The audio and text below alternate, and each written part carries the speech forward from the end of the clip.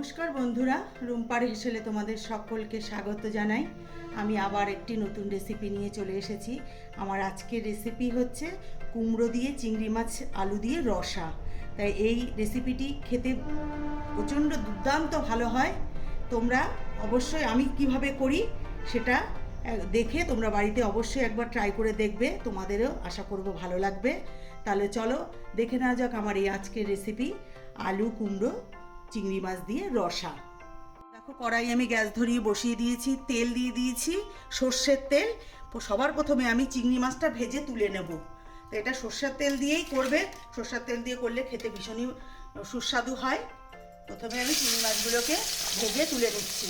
এরকম বড় বড় চিংড়ি মাছ দিয়ে করলে এটা খেতে বেশি ভালো লাগে।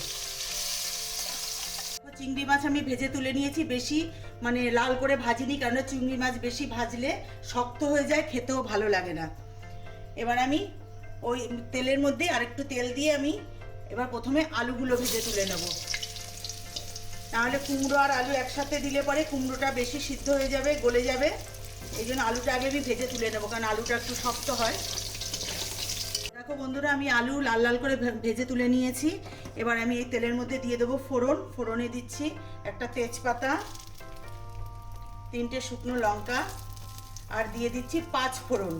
তা বন্ধুরা, তোমরা কিন্তু অবশ্যই এটা বাড়িতে একবার ট্রাই করবে, খেতে কিন্তু ভীষণই ভালো লাগে। এটা তোমরা ডিনার বা দুপুরে গরম ভাতের সঙ্গে লাঞ্চে এটা খেতে পারো, ভীষণই ভালো লাগে খেতে। আর এটা তেমন কিছু মশলা পড়ে না। আর এবার আমি এর মধ্যে দিয়ে দেবো কেটে রাখা কুমড়ো। কুমড়োর সাথে ফোড়নের সাথে আমি কিছুক্ষণ ভাজা করে নেব। ফোড়নের সাথে দেখো কুমড়োটাকে আমি একটু ভাজা করে নিয়েছি। কুমড়ো বেশি কষাতে বা ভাজতে লাগে না, কুমড়ো এমনিতেই সিদ্ধ হয়ে যায়। এবার আমি এর মধ্যে দিয়ে দেবো কেটে রাখা 10-12টা কাঁচা লঙ্কা চেরা। আর এটা যেহেতু কুমড়োটা মিষ্টি কুমড়ো, এই জন্য এটা একটু ঝাল ঝাল হলেই ভালো লাগে।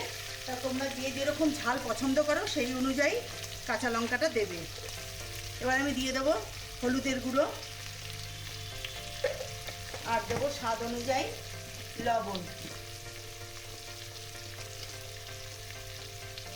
এবার আমি সব কিছুর সাথে ভালো করে কষিয়ে নেব কুমড়োটা।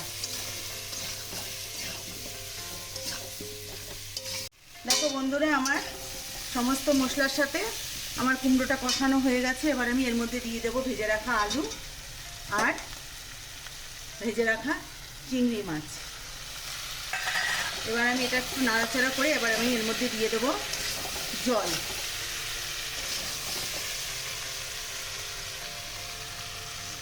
যেহেতু এটা রসা, এই জন্য জলটা আমি একটু বেশি দেবো, একটু ঝোল হবে।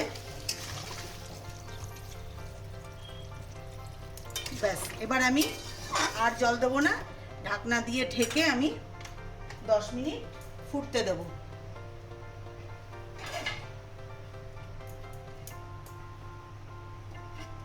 দশ মিনিট পরে ফিরে আসছি। ঢাকনাটা এবার তুলে নেব। দেখো, আলু কুমড়ো চিংড়ি মাছ দিয়ে রসা আমার হয়ে গেছে। এবার আমি এর মধ্যে একটু স্বাদটা ব্যালেন্সের জন্য আমি সামান্য একটু চিনি দেব।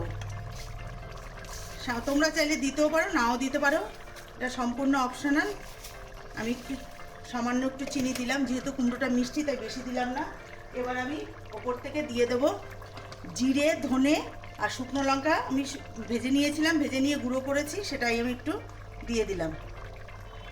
এটা দিলে টেস্টটা আরও বেশি ভালো হয়। এবার আমি এটা নামিয়ে নিয়ে তোমাদেরকে দেখাচ্ছি।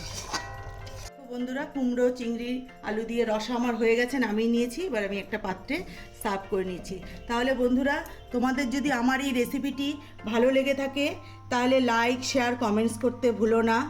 আর আমার চ্যানেলটিকে যারা এখনও সাবস্ক্রাইব করনি তারা অবশ্যই চ্যানেলটিকে সাবস্ক্রাইব করে নিও। আর যা করেছো তাদের অসংখ্য ধন্যবাদ। তাহলে আজকের মতন আমি ভিডিওটি এখানেই শেষ করছি। ভালো থেকো, সুস্থ থেকো, নমস্কার।